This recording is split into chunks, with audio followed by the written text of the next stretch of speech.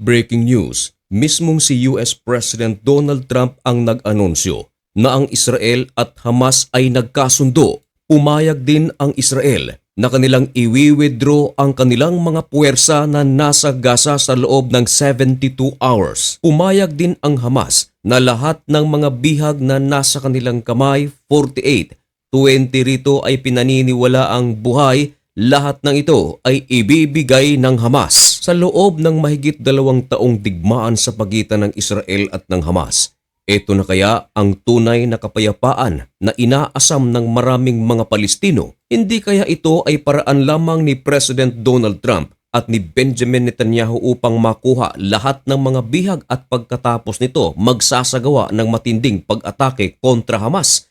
Lalong-lalo na ang pag-anunsyo ni President Donald Trump ay nangyari matapos na magkita si Trump at si Netanyahu. Yan ang ating pag-uusapan sa videong ito.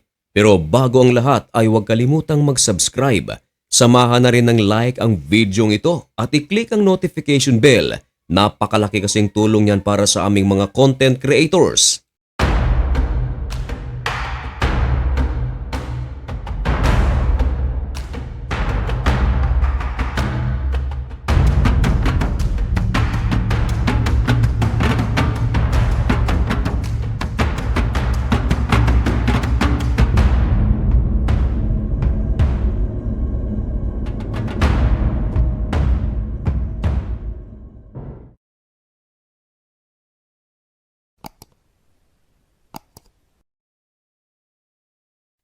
Maligayang pagbabalik mga kaibigan. Kumusta kayong lahat?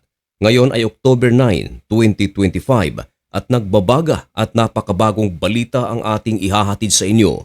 Ito ay tungkol sa pinakabagong update sa pagitan ng Israel at ng Hamas at sa mga mediating parties. At sa loob ng 2 taong digmaan sa pagitan ng Israel at ng Hamas, nagbabadya na nitong taon 2025 ay magkakaroon ng total peace sa pagitan ng Israel at ng Gaza. Ito ay matapos maisagawa ang mga sunod-sunod na mga negotiations. Malaki rin ang role na ginampanan ang mga bansa na nasa Middle East, gaya ng Saudi Arabia, Qatar, Ehipto at ang United Arab Emirates, katuwang ang United States of America at ibang malalaking negotiators sa Europe. Kanina lamang mga kaibigan ay inanunsyo mismo ni US President Donald Trump at taas nitong ipinagmalaki na ang Israel at ang Hamas ay nagkasundo. Mabilis na kumalat ang pag-anunsyo ni President Donald Trump. Naging topic ng iba't ibang news agency worldwide, ng mga pahayagan, maging ng mga vloggers. Ito ay pinag-uusapan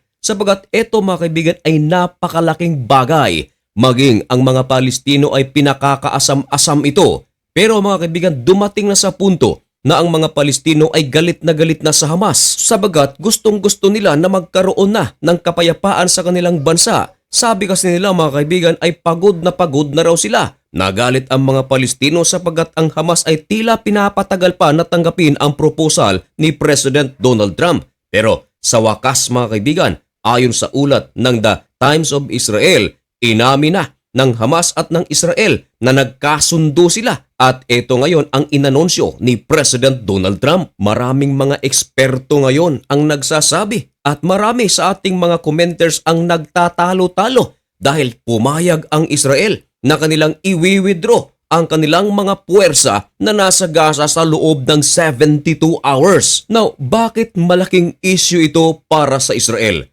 Bakit marami ang nagsasabi na ang Israel ay talo dito? Bagaman meron din namang mga nagsasabi na panalo ang Israel. Pero sa puntong ito mga kaibigan, tila dihado ang Israel. Bakit? Sapagat ang kanilang gyera laban sa Hamas ay umabot na ng 2 taon, lalong-lalo na sinasabi ni Prime Minister Benjamin Netanyahu at ng kanilang Defense Minister na si Israel Katz na sinasabing hinding-hindi nila ihihinto ang kanilang gyera kontra Hamas hanggang sa ang Hamas ay tuluyan ng mawala sa Gaza. Pero mga kaibigan, sa pagsang-ayon ng Israel na kanilang i-withdraw ang kanilang puwersa sa Gaza, hindi kaya magkakaroon ng pagkakataon ang militanteng grupo na muling magpalakas, mag-regroup, mag-ipon ng mga armas at in the future, maaari pa rin silang magsagawa ng pag-atake sa Israel. Marami ang mga nagsasabi Alam na ito ni Benjamin Netanyahu, bakit pa rin siya pumayag? Well, kung ating titingnan mga kaibigan, ang kapalit ng pag-withdraw ng puwersa ng Israel sa Gaza ay ang mga bihag naman na hawak ng Hamas. 48 pa kasi ngayon ang hawak ng Hamas. Pinaniniwalaan na 20 na lang dito ang buhay. Marami ang mga nagsasabi na si Benjamin Netanyahu ay hindi naman ubob na tatanggap na lang ng proposal o agreement sa Hamas nang sila ay talo. Baka nga meron itong plan B. Pero ganun pa man mga kaibigan, narito na tayo, nagkasundo na nga ang Israel at ang Hamas. Sa isang speech ni President Donald Trump, inanunsyo nito at gumamit pa ng sikat na Bible verse na matatagpuan sa Matthew chapter 5 verse 9 na nagsasabing, "Blessed are the peacemakers, for they shall be called children of God." Marahil ay tinutukoy ni President Donald Trump ang kanyang administration or ang Amerika, sapagat sa kanyang administration mga kaibigan ay napagkasundo nito ang Israel at ang Hamas. Marami ng mga bansa ang napagkasundo ng Amerika. Sa digmaan sa pagitan ng Thailand at Cambodia nitong nakaraang mga buwan, malaki rin ang papel ni President Donald Trump. Maging sa digmaan na nangyari sa pagitan ng India at Pakistan, malaki rin ang role ni President Donald Trump. Ang tanging hindi pa lamang nagkakaroon ng kapayapaan ngayon ay ang Russia at ang Ukraine. Tinawag pa ni President Donald Trump na ang pag-sign ng kasunduan ng Israel at ng Hamas ay isang everlasting peace at durable. Dagdag pa ni President Donald Trump na ang pagpapakawala ng mga bihag ng Hamas ay very soon. At ang matindi mga kaibigan, nagbigay pa ng araw si President Donald Trump kung kailan pakakawalan ang mga bihag na ngayon ay hawak pa ng Hamas. Bagaman hindi bukas, hindi Sabado, hindi Linggo, pero ito mga kaibigan ay pakakawalan ngayong parating na Lunes. Yan ay October 12, 2025 at yan mga kaibigan ay ating aabangan. Sa abot ng ating makakaya ay ating i-inform ang ating mga subscribers at silent viewers sa mga sumusubaybay sa mga nangyayari sa Israel, sa Middle East at sa iba't ibang panig ng mundo. By the way mga kaibigan, kung kayo naman ang tatanungin, ano ang inyong masasabi tungkol sa pag-agree ng Israel at ng Hamas? Ano ang masasabi ninyo tungkol sa pag-withdraw ng puwersa ng Israel mula Gaza? Ito kaya ay magandang ideya? Ito kaya ay isang estratehiya lamang ng Israel o kaya ito ay estratehiya rin ng Hamas? Mga kaibigan, ipaalam ang inyong mga komento, mga opinyon dyan sa comment section at malugod ko po iyang babasahin. At mga kaibigan, hanggang dito na lamang muna ang videong ito. Oras ko na para maglaba.